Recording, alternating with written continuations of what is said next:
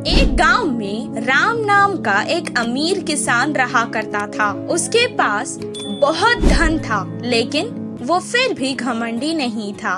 वो हर किसी की मदद करता था। उसके 2 बेटे थे। एक का नाम शिवा था और दूसरे का नाम गोपी। वो दोनों कुछ काम नहीं करते थे। बैठकर खाने से पहाड़ों का खजाना भी खत्म हो जाता है। इसी तरह वो भी धीरे धीरे गरीब होता जा रहा था। दिन ब दिन वो बूढ़ा और कमजोर होता जा रहा था। उसे उन दोनों आलसी बेटों की बहुत फिक्र रहती थी और हमेशा उसी फिक्र में चिंतित रहता था। एक दिन वो उन दोनों को एक अच्छा सबक सिखाना चाहता था।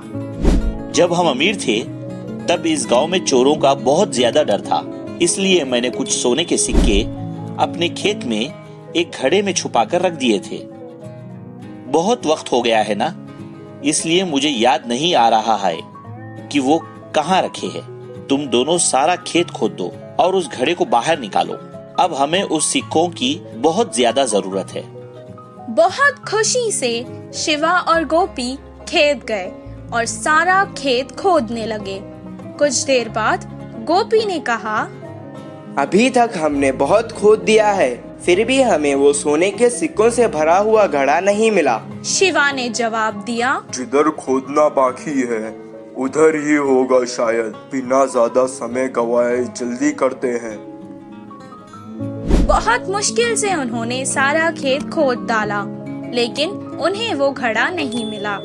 वो वापस घर आकर अपने पिता को सब कुछ सुनाने लगी। मुझे लगता है कि घड़ा शायद चोरी हो गया है। अब जाने दो, तुम ही बताओ। एक काम करते हैं, तुम दोनों ने इतनी मेहनत से सारा खेत खोदा है ना, तो क्यों ना उसमें कुछ बीज डालकर फसल उगाई जाए। दिया था, इसीलिए उन्हें अब ज्यादा मेहनत नहीं करनी पड़ेगी सोचकर वो मान गए और बाजार जाकर बीज ले आए और उसे खेत में डाल दिया। कुछ दिन बाद बहुत अच्छी बारिश हुई, फसल भी बहुत अच्छी होने लगी। तब राम खेत आया और फसल देखकर उसे बहुत संतुष्टि मिली। उस साल खेती बहुत अच्छी हुई। उन्होंने सारी फसल काट दी और बारिशों में और बोरियों में डालकर घर ले आए। तब राम ने कहा, अपने लिए कुछ अनाज की बोरियां रख लो और बाकी के बाजार में बेच आओ। जैसा उनके पिता ने कहा, शिवा और गोपी ने बिल्कुल वैसा ही किया। सारी फसल बेचकर उसके पैसे अपने पिता को लाकर दे दिए। अपने बच्चों की पहली कमाई को देखकर वो बहुत खुश हुआ और कहने लगा, बच्चों, यही है वो सोने के सिक्कों से भरा घड़ा जो तुम दोनों मिलकर हर साल इस खेत से कमा सकते हो।